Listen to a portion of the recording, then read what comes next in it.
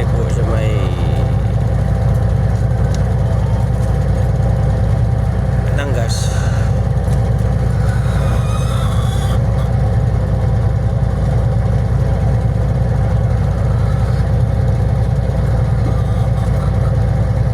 Tungkol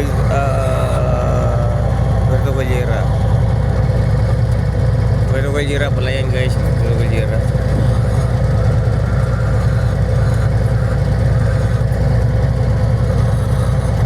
Yun naman po yung Tingloy, Puerto Valera yan o. Pwede ka rin magtago dyan pag masamang panahon. May kawak-kawak dyan sa loob. Kasi itong Tingloy, nakabiyahe na ako dyan. Yung doke pa ko. Kaya yung doke na lubog naman. Iloilo. Dito naman ako nalipot dyan, Silor. Ito na naman yung Batangas. Kita mo yung guys, Batangas. Kasi nakapag eh. Mahirap tingnan yung Santos nga malaki. Yung puti. Ayan guys, oh. Kita mo yung Santos ng puti yan guys. Yan. Nakatayo yan dyan. Si Lord Jesus. Ito yung Bonito. Dito ka dadaan yan sa gitna ng gaya ng Tingloy at saka Bonito. Pupunta ka ng Abra de Ilog. Pupunta ka na naman ng Calapan. Dito ka naman pupunta o dito ka. Calapan na yan dyan sa kabila. Mindoro. Mindoro nga.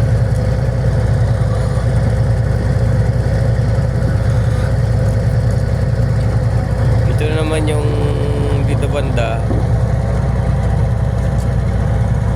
Cagayan Occidental.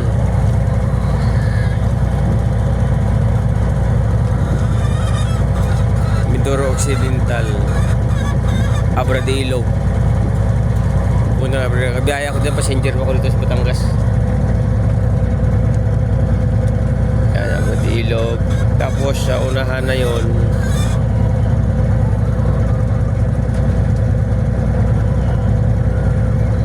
sa may car ship. Tunan nyo dyan sa car ship. Yan papunta ng Abra de Ilog.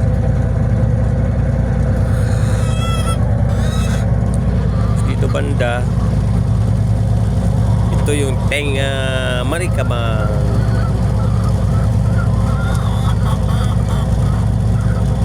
Yan, kita nyo na guys, Maricabang na.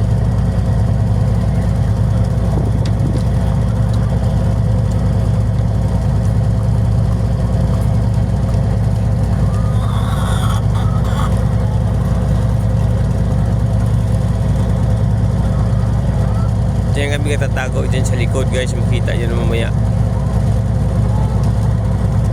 Doon sa likod. Doon, yung sentro na to, doon sa likod pag ganoon ka. May daanan nyo emergency exit. May emergency exit dyan, mataguan ka dyan. Tapos pag emergency exit, Batangas na diretso. Tapos dito pagpasok ka dito sa loob niya. Dito banda kanan. Yan ang taguan. May mga beach dyan, may mga bahay din dyan na matago-taguan. Parang resort. Pwede ka katago dun. Kasi nasa ilong ako dati, mula sis ako. Diyan kami natatago. May emergency nga typhoons, mga tropical storm, mga tropical depression, ganun. Diyan kami tumatago. Tapos nakabiyahe din ako din ng mga mula sa Swiss, ng mga baho. Tinatapon namin dito sa may 60 miles offshore. Ang layo ng tinatapon namin ng Wish. Ang baho kasi yun guys, hindi pwede yun na sa malapitan. Talagang maamoy yun. 60 miles dito kami sa may... Dito may dumadaan. Yan, may dumadaan. Tagos. Kasi may exit yan, bukas na ngayon yan. Halimbawa, may mga emergency, tawag ka dyan sa mga BTMS. Diyan ka dadaan kasi for emergency. Pwede ka kadaan dyan. Kasi walang binuksan na ni Duterte yan ni dati, yung nang siya pa sa administrasyon. Kasi gipasara ni Gloria yan dati, yung presidente natin, Gloria Macapagal-Arroyo. Tapos di pa open ulit ni Duterte, pwede na makadaan dyan for exit ba. Pwede ka naman Batangas diretso. Kung dito ikutin mo to kasi mereka banbay papasok dito. Pasok diyan. Layo. Pero kung dito ka dumaan sa may entrance exit niya dito, Batangas, malapit lang sa Manila. So dito ka dadaan sa may Bonito. Yan, Bonito na yan guys, so maliit na Bonito. Yung channeling, yan sa gitna, pwede ka dumaan. Yan ang papasok. Ito yung pulabas. Ito yung papasok. Ito yung pulabas. Ito to. Palabas to. Ito naman sa kabila.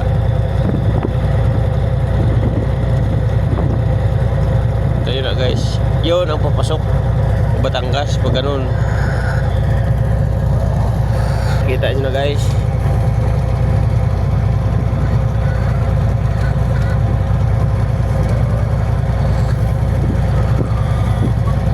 Ayun o, grabe yung pag ng Tingloy o. Mataas mo yung bundok guys, hindi ba makita kasi sa taas yan kasi na ano ng pag. Ulap pa ulap.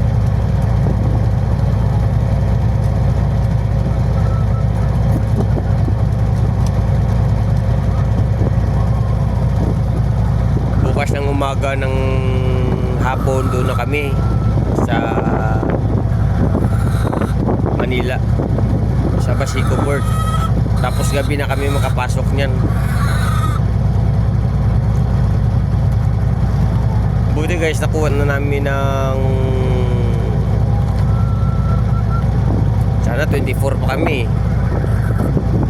8 days. Buti nakuha lang namin ng 7 days. 7 days to 6 days ang biyahe kasi puro kami pabor eh. Pero pagdating tumamaya sa ano, San Nicolas, puro na naman kami sa lubong. Sa Agos. Dito ko sa rooftop.